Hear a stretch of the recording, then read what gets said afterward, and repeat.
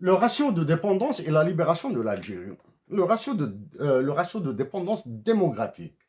Joseph Nye, que vous voyez ici, c'est un théoricien, il est né toujours vivant, il est né en 1937, etc.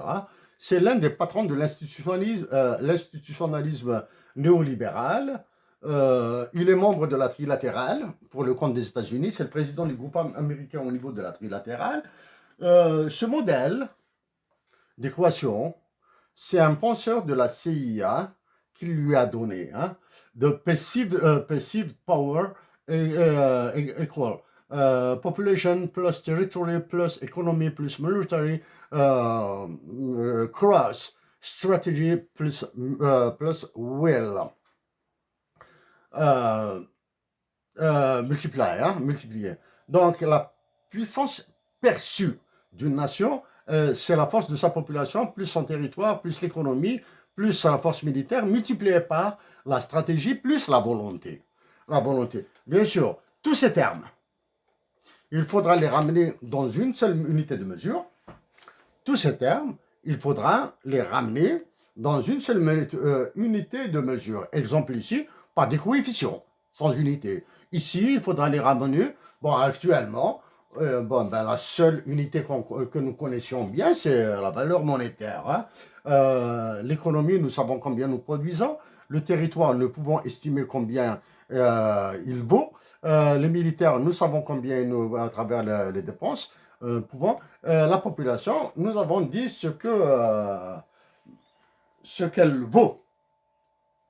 Donc, cette équation, elle montre le poids de la stratégie et de la volonté. Actuellement, en Algérie, la stratégie et la volonté sont nulles. Donc, quand on multiplie toutes ces forces, toutes ces variables par zéro, on obtient zéro. La puissance est nulle. Mais durant de la guerre de libération nationale, nous n'avions aucune idée sur le territoire. L'économie était en main des Français, population faible et aucune force militaire. Je rappelle que l'Algérie s'est libérée sans généraux. Ce sont des volontaires qui sont montés au maquis. Ce sont des civils qui sont montés au maquis. Pour des raisons d'organisation, ils ont défini des grades, commandant, colonel. D'ailleurs, lieutenant, sous-lieutenant, il y avait très peu. Capitaine, commandant. Il n'y avait pas de généraux. Mais ce sont tous des civils. Ils n'ont pas fait d'académie militaire. Hein. Ils n'ont pas fait Saint-Cyr ou West Point ou à l'académie militaire de Moscou. Là. C'est la volonté et la stratégie. Il faut voir la volonté, la stratégie de ceux qui ont compensé, de ceux qui ont pensé la révolution algérienne, l'indépendance.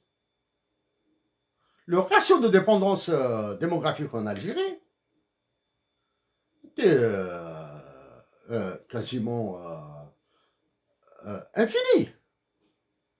Il était quasiment infini. C'est toute la population algérienne qui dépendait d'une petite frange de fonctionnaires dans l'administration française. Et ces fonctionnaires, les Algériens fonctionnaires dans l'administration française, étaient plus comptés pour la France que pour l'Algérie. Les Algériens étaient dans la débrouille. C'était une économie d'indigènes. Donc, par contre, actuellement, en Algérie, donc nous avons dit que la stratégie plus la volonté sont nulles. Donc,